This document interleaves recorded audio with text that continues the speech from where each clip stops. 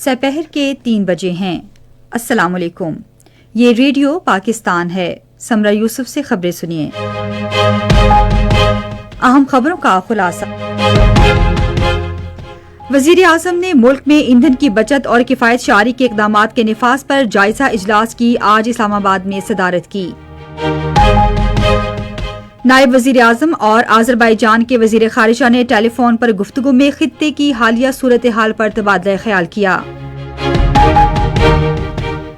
وزیر خزانہ کے مشیر نے کہا ہے کہ گزشتہ ماہ براہ راست غیر ملکی سرمایہ کاری میں 24% اضافہ ریکارڈ کیا گیا۔ پاکستان کی مسلح افواج نے اپنی جاری کارروائیوں کے دوران جنوبی وزیرستان میں افغان طالبان کی جھنڈا پوسٹ تباہ کر دی ہے۔ کل جماعتی حریت کانفرنس نے کہا ہے کہ بھارتی حکومت نے مقبوضہ جموں کشمیر میں کشمیریوں کے بنیادی حقوق چھین لیے ہیں۔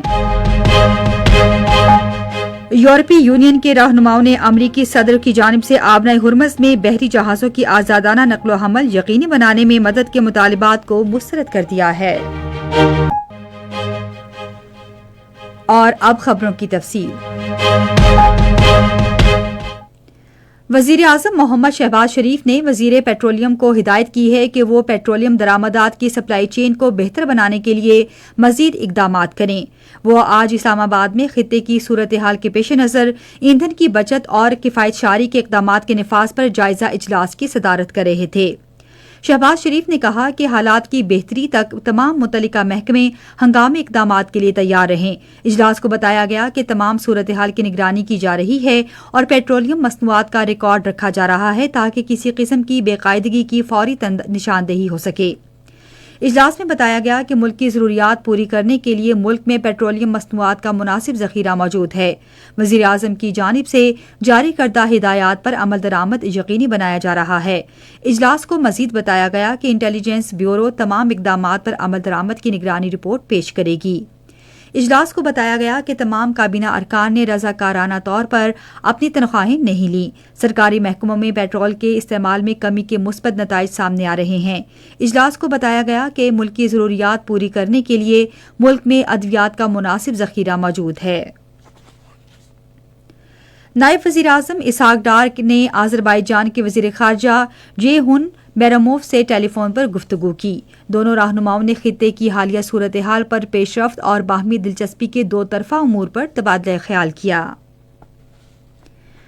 پاکستان نے رواں سال فروری میں 42 کروڑ 70 لاکھ ڈالر کا کرنٹ اکاؤنٹ سرپلس حاصل کیا ہے، جو گزشتہ سال مارچ کے بعد سب سے زیادہ ہے۔ وزیر خزانہ کے مشیر خرم شہزاد نے ایکس ہینڈل پر ایک پوسٹ میں حالیہ اہم مثبت معاشی اشاریے پیش کرتے ہوئے کہا کہ رواں مالی سال کے پہلے 8 مہینوں میں ترسیلات زر میں 11% اضافہ ہوا۔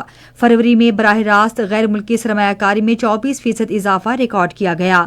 خرم شہزاد نے کہا کہ رواں مالی سال کے پہلے 8 مہینوں میں آئی ٹی اور ٹیکنالوجی کی برآمدات 20% اضافے کے ساتھ تقریباً 3 ارب ڈالر تک پہنچ گئیں۔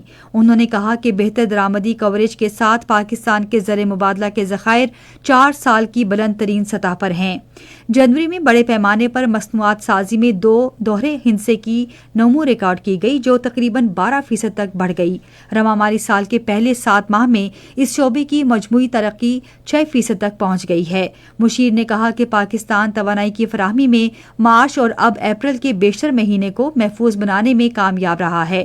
انہوں نے کہا کہ بیرونی اور علاقائی چیلنجز کے باوجود بنیادی معاشی اصولوں کو مضبوط بنانے سے ذخائر کو مستحکم بنانے میں مدد مل رہی ہے تاکہ مستقبل کے چیلنجز کا مؤثر طریقے سے سامنا کیا جا سکے۔ آپریشن غضب للحق کے تحت پاکستان کی مسلح افواج کی افغان طالبان اور فتنہ خوارج کے خلاف کامیاب اور مؤثر کارروائیاں جاری ہیں۔ سیکورٹی ذرائع کے مطابق خیبر سیکٹر سے ملحقہ افغان طالبان کی فوجی پوسٹوں کو کامیابی سے نشانہ بنایا گیا۔ ان مؤثر کارروائیوں سے افغان طالبان کو بھاری جانی و مالی نقصان اٹھانا پڑا۔ ادھر پاک فوج نے شمالی وزیرستان میں افغان طالبان کی جھنڈا پوسٹ کو مکمل تباہ کر دیا ہے۔ یہ خبریں آپ ریڈیو پاکستان سے سن رہے ہیں۔ گورنر پنجاب سردار سلیم حیدر نے اس بات کا اعادہ کیا ہے کہ پاکستان اور چین کے درمیان اعتماد اور دوستی کا اٹوٹ رشتہ ہے۔ انہوں نے یہ بات آج لاہور میں چین کے نئے تعینات ہونے والے کونسل جنرل سن یون سے ملاقات میں کہی۔ گورنر نے کہا کہ پاکستان اور چین ہمیشہ مشکل وقت میں ایک دوسرے کے ساتھ کھڑے رہے ہیں، جو ان کے دیرینہ تعلقات کی مضبوطی کا عکاس ہے۔ انہوں نے دو طرفہ تعلقات مزید مستحکم کرنے کے لیے تعلیمی اور کاروباری تبادلوں کو بڑھانے کی اہمیت پر بھی زور دیا۔ خیبر پختونخوا نے سرکاری اور نجی شراکت داری کے تحت کچرے سے ایندھن بنانے کے منصوبے کی تجویز کی منظوری دی ہے۔ یہ منظوری آج پشاور میں وزیر اعلیٰ محمد سہیل آفریدی کے زیر صدارت اجلاس میں دی گئی۔ وزیر اعلیٰ نے اجلاس سے خطاب کرتے ہوئے کہا کہ یہ میگا پروجیکٹ درآمدی کوئلے پر انحصار کم کرنے، زر مبادلہ بچانے اور روزگار کے مواقع پیدا کرنے میں مدد دے گا۔ پاکستان نے کہا ہے کہ بھارت دنیا کی سب سے بڑی اسلام مخالف ریاست کے طور پر منفرد مقام رکھتا ہے، جو اپنی ہی اقلیتوں بشمول مسلمانوں اور عیسائیوں کے خلاف ہے۔ یہ بات اقوام متحدہ میں پاکستان کے مستقل مندوب سفیر عاصم افتخار احمد نے اسلاموفوبیا سے نمٹنے کے لیے OIC کور گروپ کے چیئرمین کی حیثیت سے عالمی دن برائے انسداد اسلاموفوبیا کے موقع پر اعلیٰ سطح کی تقریب کے اختتامی اجلاس کے دوران کہی۔ مستقل مندوب نے کہا کہ دستاویز کے مطابق اسلاموفوبیا کے حوالے سے بھارت میں عالمی سطح پر سب سے زیادہ واقعات رونما ہوئے ہیں۔ انہوں نے مسلمانوں کے خلاف جاری امتیازی سلوک کا ذکر کرتے ہوئے رمضان کے مقدس مہینے میں سری نگر میں جمعے کی نماز پر عائد پابندی، مسلمانوں کے خلاف ہجوم کے ہاتھوں تشدد کے واقعات اور تاریخی مساجد کی منظم تباہی کی مثالیں پیش کیں۔ کل جماعتی حریت کانفرنس نے کہا ہے کہ بھارتی حکومت نے مقبوضہ جموں کشمیر میں کشمیریوں کے بنیادی حقوق چھین لیے ہیں۔ کل جماعتی حریت کانفرنس کے ترجمان عبدالرشید منہاس نے ایک بیان میں کہا کہ کشمیریوں کی جان، عزت اور آزادی صفاق بھارتی فوج اور حکومت کے رحم و کرم پر ہے، جو کشمیریوں کی آواز کو خاموش کرنے کے لیے ظالمانہ قوانین کا استعمال کر رہی ہے۔ بھارت کے شہر نئی دہلی میں ہندوتوا گروپوں سے منسلک پرتشدد ہجوم نے افطار کے ایک پرامن اجتماع پر حملہ کر کے متعدد مسلمانوں کو زخمی کر دیا ہے۔ کشمیر میڈیا سروسز کی رپورٹس کے مطابق یہ واقعہ بھارت میں اسلاموفوبیا کو ہوا دینے اور اقلیتوں کے لیے بڑھتے ہوئے عدم تحفظ کی عکاسی کرتا ہے۔ یہ بات قابل ذکر ہے کہ یہ حملہ انتہا پسند ہندوتوا نظریے کے ذریعے بڑھتے ہوئے مسلم مخالف تشدد کا حصہ ہے، جس کا مقصد خوف و ہراس پیدا کرنا اور مسلمانوں کو مزید پسماندہ کرنے کی کوشش ہے۔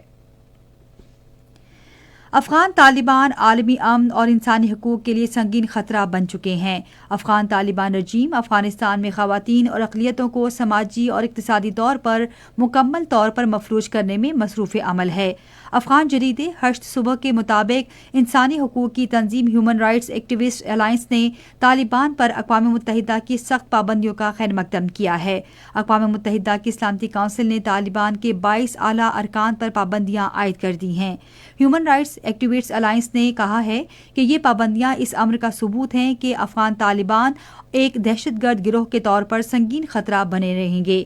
دہشت ہشت صبح کے مطابق برطانیہ نے بھی اقوام متحدہ کے سیکورٹی کونسل کے فیصلے کی روشنی میں طالبان پر اپنی پابندیوں کی فہرست کی توثیق کی ہے۔ جرمنی، فرانس اور اٹلی سے تعلق رکھنے والے یورپی یونین کے رہنماؤں نے امریکی صدر ڈونلڈ ٹرمپ کی جانب سے آبنائے ہرمز میں بحری جہازوں کی آزادانہ نقل و حمل یقینی بنانے میں مدد کے مطالبات کو مسترد کر دیا ہے۔ برسلز میں منعقدہ ایک اجلاس کے بعد انہوں نے تحمل اور سفارتکاری پر زور دیا۔ رہنماؤں نے کشیدگی میں کمی اور علاقائی استحکام برقرار رکھنے کے عزم کا اعادہ کیا۔ یورپی یونین کے رہنماؤں نے یہ بھی واضح کیا کہ وہ آبنائے ہرمز میں فوجی کارروائیوں میں حصہ لینے کا ارادہ نہیں رکھتے اور صورتحال کو بات چیت کے ذریعے حل کیا جانا چاہیے۔ ریڈیو پاکستان آج سپہر 3:30 بجے اپنے قومی نشریاتی رابطے پر سلسلہ وار پروگرام شہر رمضان شہر القرآن کے تحت 6واں خصوصی سیمینار نشر کرے گا۔ اور اب آخر میں موسم۔ محکمہ موسمیات کی پیش گوئی کے مطابق آئندہ 12 گھنٹے کے دوران بلوچستان اور سندھ میں بعض مقامات پر مطلع ابر آلود رہنے، تیز ہوائیں چلنے اور گرج چمک کے ساتھ بارش، جبکہ کہیں کہیں ژالہ باری کی توقع ہے۔ اس دوران جنوب مشرقی بلوچستان میں بعض مقامات پر تیز بارش بھی ہو سکتی ہے۔ خیبر پختونخوا، اوسطی اور وسطی جنوبی پنجاب، گلگت بلتستان، کشمیر اور اسلام آباد میں تیز ہوائیں چلنے اور گرج چمک کے ساتھ بارش کا امکان ہے۔ آج ریکارڈ کیا گیا بعض بڑے شہروں شہروں کا درجہ حرارت: Islamabad 25 degree centigrade, Lahore 26، Karachi 31، Peshawar اور مظفر آباد 21، کوئٹہ 23، گلگت 17، مری 13، جبکہ سری نگر 8، جموں 24 اور لیہ میں -2 ڈگری سینٹی گریڈ۔ آخر میں اہم خبروں کا خلاصہ ایک بار پھر سن لیجیے۔ وزیر اعظم نے ملک میں ایندھن کی بچت اور کفایت شعاری کے اقدامات کے نفاذ پر جائزہ اجلاس کی آج اسلام آباد میں صدارت کی۔ نائب وزیر اعظم اور آذربائیجان کے وزیر خارجہ نے ٹیلی فون پر گفتگو میں خطے کی حالیہ صورتحال پر تبادلہ خیال کیا۔ وزیر خزانہ کے مشیر نے کہا ہے کہ گزشتہ ماہ براہ راست غیر ملکی سرمایہ کاری میں 24% اضافہ ریکارڈ کیا گیا۔ اسی کے ساتھ خبریں ختم ہوئیں۔ مزید خبروں اور تجزیوں کے لیے آئیے ہماری ویب سائٹ radio.tv.pk پر اور فیس بک کے link radio Pakistan news official پر براہ راست ویڈیو اسٹریمنگ بھی ملاحظہ کیجیے۔